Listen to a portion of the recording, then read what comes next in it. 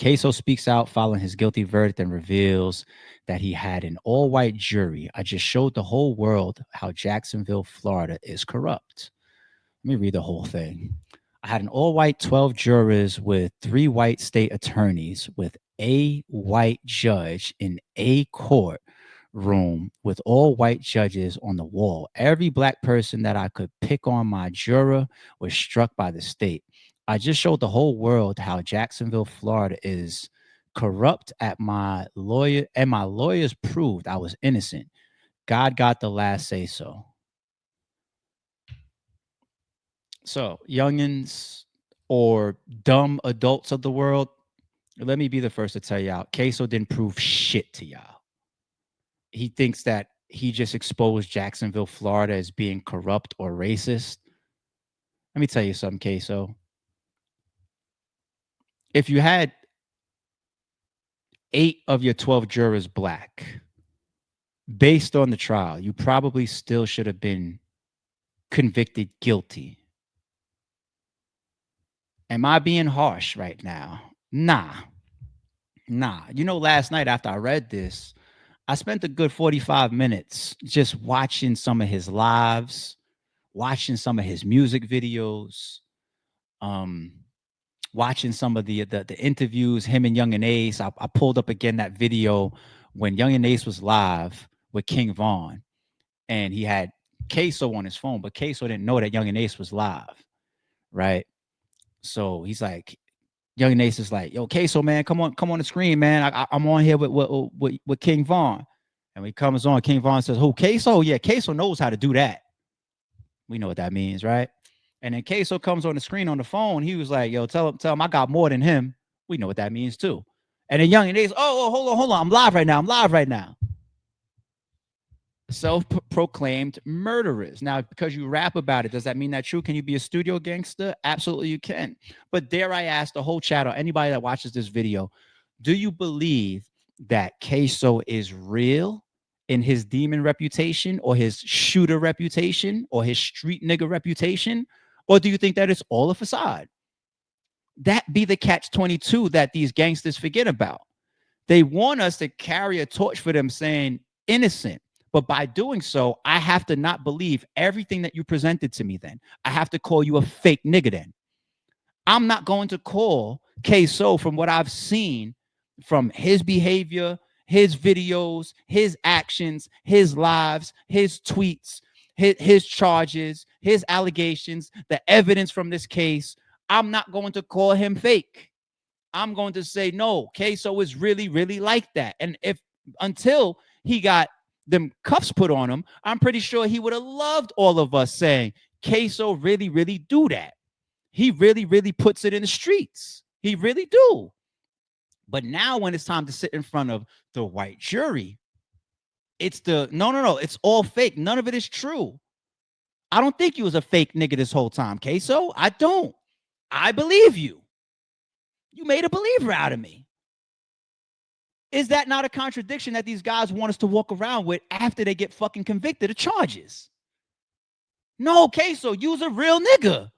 I'm not being sarcastic right now. When I say real nigga, I mean true to the shit that he presents. A shooter, a killer will really, really put the stain in the streets. I believe you. Now I want to reverse all of that because you didn't have enough black people. You didn't teach us nothing about Jacksonville, Florida. If anything, you taught more people how much y'all are tearing the fucking streets up out there. To be 1,000, that's what I would rather these little youngers, if they see my videos, to think about the consequences of this social media, urban warfare, rap wars, gang wars, street shit. This is the consequences that we've been saying. That I've been hearing it since I was a baby, and every generation has heard it. 2 outcomes: 6 feet or jail. It's 2 outcomes. To escape both after a long period of time, boy, use 1 in a billion. This is the outcome. This is what we're supposed to teach them. No, we're not going to turn around and say, guess what I just taught y'all? That the whole Jacksonville, Florida is corrupt. That's what. This is before your trial. These are the documentaries out on you, Queso. And dare I say once again, buddy, I just believe you. You know what I'm saying? This one came out 4 years ago. Well, actually, no, I think he was in jail for the last 4 or 5 years. But this is a 4-year-old video that came out. The title: Queso, Young and Ace's shooter. As you may already know, there's currently a war going on in Jacksonville, Florida, between rappers Young and Ace and Julio Fulio. This violent beef has led to shootouts, murders, and some of the catchiest, yet most disrespectful songs of all time. In this video, we'll talk about a rapper named Ksoo, who's Ace's right-hand man and alleged shooter. Stick around, because this is a wild story. Ksoo is a rapper from Jacksonville, Florida, who's affiliated with Young and Ace's ATK gang. The rapper is allegedly the main shooter behind some of the wildest crimes that have fueled this beef. He's currently awaiting trial for 2 murders of KTA affiliates, including one shooting he allegedly committed with the help of his own father. Before getting locked up, Ksoo was a respected savage in the streets of Jacksonville and known for being a rapper who frequently dissed his ops. One of his main targets was a 16-year-old victim named Bibby, who happened to be the younger brother of Fulio, a member of a rival gang, ATK. Ksoo's constant dissing of Bibby helped fuel the beef between KTA and ATK, although tension goes even deeper than that. Ksoo would eventually become a prime suspect in Bibby's murder investigation, but was arrested for the broad daylight killing of another KTA-affiliated rapper named Lil Buck. Lil Buck's murder was allegedly retaliation for a song that the rapper made, dissing Ksoo's brother, Boss Goon. Willie Addison, who rapped under the name Boss Goon, had just been released from prison in 2018 after doing 7 years for burglary. A few months after being released, he performed at the Paradise Gentlemen's Club in Jacksonville. After leaving the club, he got into a car with his father, brother, and 3 other relatives, which was hit up in a drive-by shooting. Everyone in the car was injured, but Boss Goon was the only one who was killed. Although the rapper had a criminal past, his family members told the media that he had changed his life after getting out of prison and was now focused on music. So the shooting is believed to be part of the ongoing war between KTA and ATK, and the shooters wanted to get at Ksoo by targeting his family members. Although Ksoo had always been a savage, his brother's murder would turn him cold-hearted and lead him to seek revenge on anyone involved. He ended up finding a target for his anger, rival rapper Charles McCormick, aka Lil Buck. Lil Buck was a rapper affiliated with Julio's KTA gang. The rapper released a diss track aimed at Boss Goon, and not long after he was killed. This led Ksoo to assume that Lil Buck had something to do with his brother's murder. So Ksoo began to plot his revenge and seek the help of his own father, as well as 2 other friends to carry out the hit. The crew caught Lil Buck lacking outside an Arlington shopping plaza and shot him several times. Witnesses say they saw 2 men who fired off at least 6 shots and then got into a car and sped off. Police were quick to arrive to the scene and saw one of the shooters standing over Lil Buck. They got into a high-speed chase with the getaway vehicle, which ended up crashing in a residential neighborhood. Ksoo and his 2 accomplices then got out of the car and escaped on foot.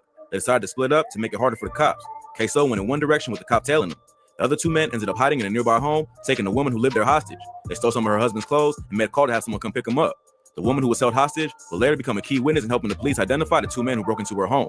Their names were Dominique Barner and Leroy Whitaker, who were allegedly known associates of Ksoo. The woman was able to identify one of the men based on his tattoos and pointing him out in the police lineup. Barner was also arrested for the home invasion and will later admit to a confidential informant that Ksoo was the one who killed Lil Buck. Barner was not aware that the man was wearing a wire and bragged about the murder, admitting on tape that he was the driver and Ksoo was the shooter.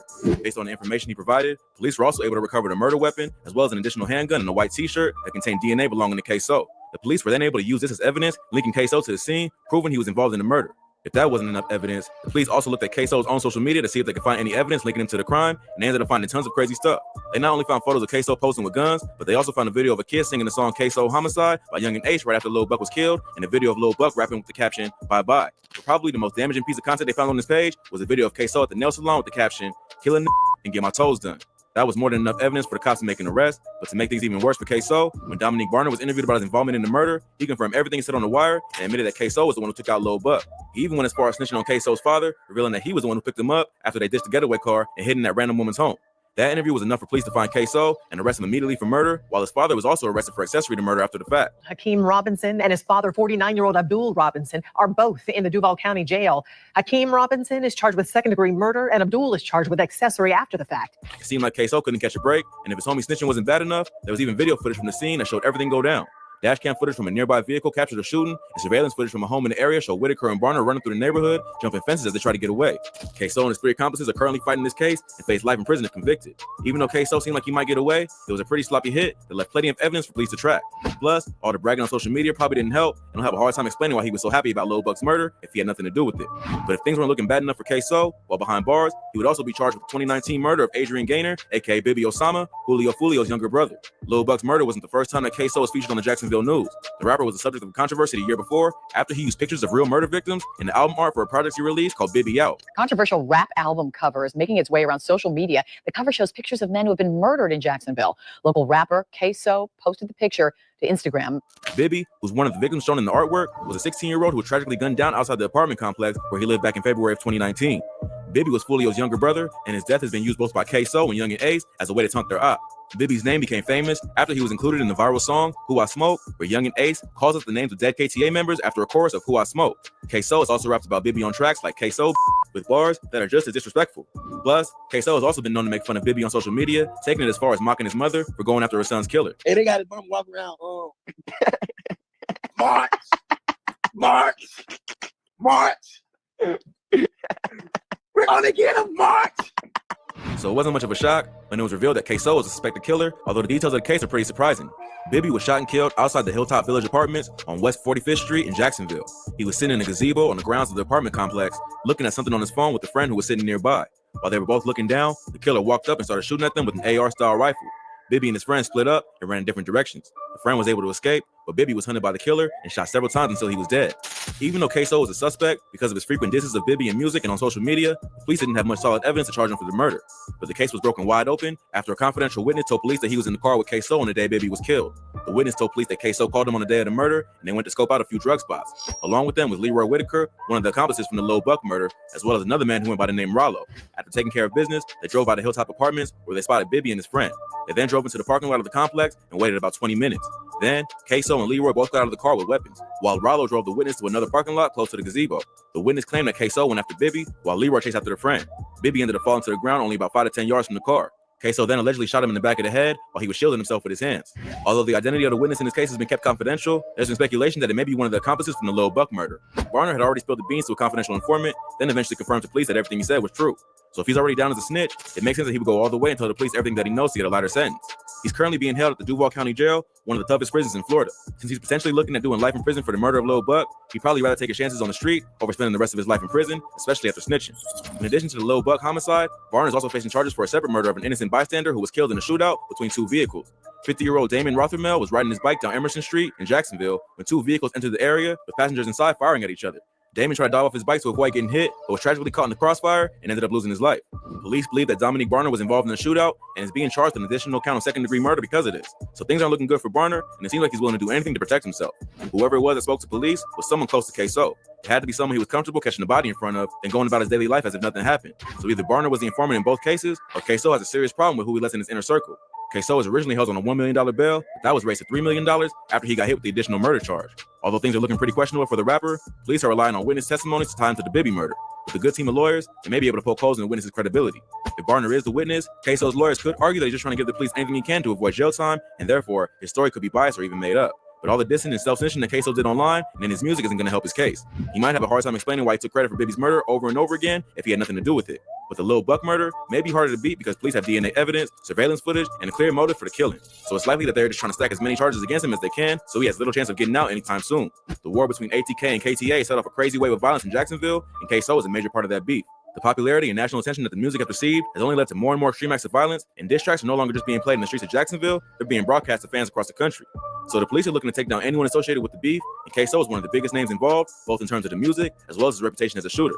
Ksoo is yet to go to trial for either charge, so more updates will likely come as the case continues. Young and Ace and the rest of KTA will have to go on without their top shooter, but if the Who I Smoke song is any indication, the group won't be backing down from the beef anytime soon. Oh, yeah, it's bugged out. This last comment just happened to land on the screen. Their kids will be even worse. What was an example of that? What was that video? It's they in O Block. I think it's King Von and Little Reese. And it's the little kid. He's got like the little toy gun, and he puts it to Little Reese's head. And King Von's like, "Chill, don't shoot him in this shit. Like, shoot him like they teaching some of these kids some egregious shit." Or some, unfortunately, I'm sure some of them are good fathers, but I don't know, man. Let me leave as much of the kids talk out of it, unless I got the videos up here, and then we would talk about it more. But it made me want to just bring up that video I was talking about for y'all instead of just talk about it. Once again, you know, when Queso was caught off guard while Young and Ace and King Von was on live together. Remember when ATK Queso was on the phone with Young and Ace without knowing he was on live and tried to go hat for hat with King Von? Get the camera, Queso. Now, Queso know how to do it. You for sure know how to do it.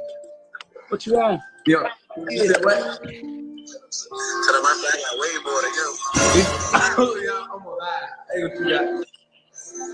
Who do y'all think got more hats? Remember when ATK Queso was on?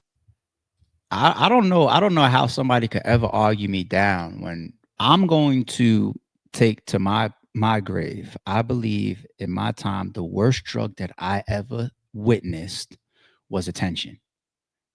That's how I'm gonna my true belief. Attention. Because it's addictive. It took millions and millions and millions of lives. It damaged millions and millions and millions of homes. It changed millions and millions and millions of billions of people's actions that they wouldn't have done under different circumstances. Attention, attention, attention. You got virgins getting BBLs just to be on Instagram. Y'all think that that's false? A virgin getting a BBL. It's real shit. It's real shit. Attention. Attention. Now, street nigga wise and legally and law wise, and him saying that on live is a problem. And you tried to warn him, like, yo, we on live. But the fact that you laughed about it, I would have been scared to death. I would have been like, oh, yo. I would have cut the whole shit right there. I would have panicked and cut and dropped the whole live. Y'all laugh about it because I really feel on the psychology side that part of y'all wants the world to know. What am I saying? I feel. Go watch the King Von serial killer documentary. Why am I saying this an opinion? It's a fucking fact. If you look at all of the tweets and the lives and the posts and the lyrics of King Von, he wanted the whole world to know. And he marveled in it. He did. He got something out of that. He got something out of knowing that people knew that he would or has taken a life. And Queso to me is no different. There's a lot of King Vons in the world. We just know King Von. There's a lot of Quesos in the world. We just know Queso. Okay? So Queso, I'm sorry, but you ain't proved shit to these young people. I hope that as Queso continues to mature while serving his time or while being in there for life, I hope he continues to mature and one day he gets on social media and he uses himself as a prime example of what these little young niggas are supposed to avoid. Get on your social media, maybe as things settle down for you or set in for you years from now, whatever, and say, hey, this prison shit is real. If you want to play in the streets, this is what happens. Do that. I would cover that with just as much passion as I'm covering this. I would cover it with more passion. I'm a man of my word. If I see a Queso post go up, Queso drops an Instagram story from jail, yo, streets, all that drill music and back and forth and shooting at each other and dissing each other's dead ops and killing each other and all that, that ain't the way. I'll do an hour-long fucking stream on that. That's what hopefully you can try to teach them. Not that you expose Jacksonville, Florida, after getting convicted of what we all believe you're known for. Make it make sense.